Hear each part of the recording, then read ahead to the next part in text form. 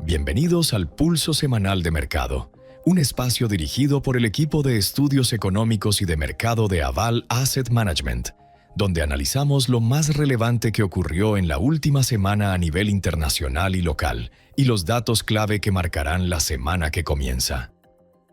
La semana estuvo dominada por dos fuerzas que jalaron en direcciones opuestas. El acuerdo provisional entre Estados Unidos e Irán, que hundió los precios del petróleo, y la Reserva Federal, que sorprendió al mercado con un mensaje más restrictivo de lo esperado.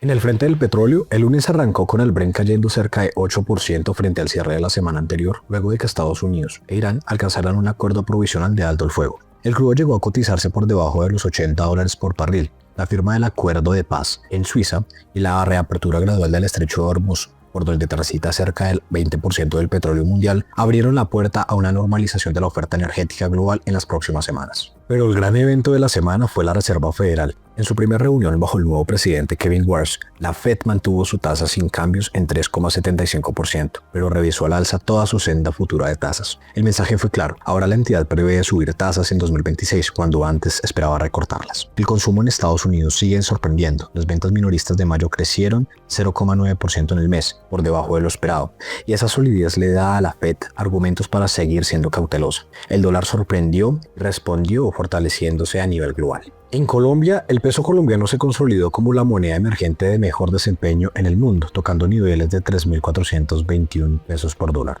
el más bajo desde diciembre del 2020. La combinación de caída del petróleo, fortalecimiento del peso, expectativas electorales favorables respecto al espectro político de derecha, fue la fórmula que movilizó los mercados toda la semana. En el plano político, tras la segunda vuelta, Abelardo de la Espriella ganó la presidencia de Colombia con el 49,6% de los votos frente al 48,7% de Iván Cepeda, una diferencia de apenas 250.830 sufragios. La participación del 63% fue la más alta en la historia de las segundas vueltas. De la Espriella arrasó en Antioquia, Santander y Los Llanos, mientras que Cepeda se impuso en el Pacífico, la Amazonía y Bogotá. El presidente Petro y Cepeda se negaron a reconocer los resultados y denunciaron impugnaciones, aunque históricamente el escrutinio oficial nunca ha revertido el resultado del preconteo en Colombia.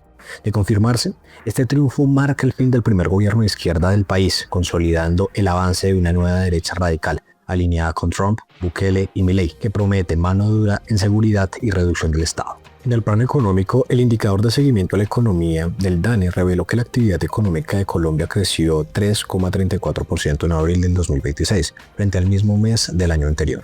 El comportamiento del índice estuvo impulsado principalmente por los sectores de servicios, administración pública y comercio. La demanda interna, el consumo de los hogares y el gasto público siguen siendo los motores, aunque la construcción y la inversión privada todavía no despegan. En inflación, las expectativas se dieron. Tanto analistas como en el mercado de deuda ajustaron a la baja sus proyecciones, incorporando el posible alivio que traería consigo un petróleo más barato. La encuesta del Banco de la República proyecta una inflación anual de cierre del 6,5% para 2026 y los analistas esperan que la entidad suba la tasa de referencia a 50 puntos básicos en junio para luego iniciar recortes en 2027. En deuda pública, la semana fue de alto apetito. Las subastas de TES y TCO registraron demandas muy superiores a los montos ofrecidos, reflejando el posicionamiento de los inversionistas ante el resultado electoral. Esta semana el equipo publicó análisis importantes en dos frentes. En expectativas de inflación, el equipo identificó que las proyecciones de analistas y el mercado de deuda han corregido a la baja en junio, una señal positiva. Sin embargo, advirtió que la tendencia bajista depende de varios factores aún inciertos: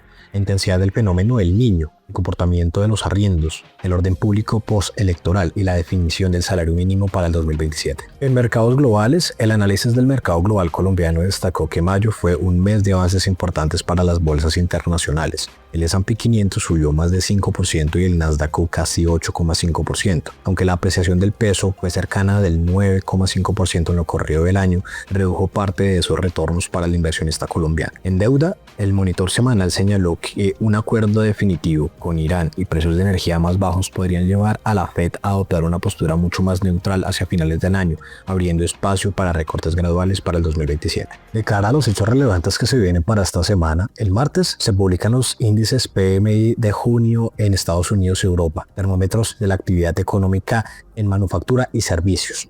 El miércoles se conocerá en Colombia la balanza comercial de abril, clave para entender el flujo de divisas de un mes de alto precio del petróleo. En Europa, el índice de confianza empresarial de Alemania dará señales del estado de la economía más grande de la región. Y el jueves, el dato más importante de la semana será conocido, la inflación PCE de mayo, el indicador preferido por la Reserva Federal para medir precios. El dato anterior fue de 3,8% y el mercado espera 4,1%. También se publica el PIB del primer trimestre en su lectura definitiva en esta misma economía. Y en México, el Banco Central de ese país dará a conocer la tasa de política monetaria con una expectativa de mantenerla en 6,5%. Bueno, esto fue el Pulso Semanal de Mercado. Continuaremos atentos a lo que suceda en el mercado en esta semana a nivel nacional e internacional y los datos clave que muevan la economía en la siguiente semana.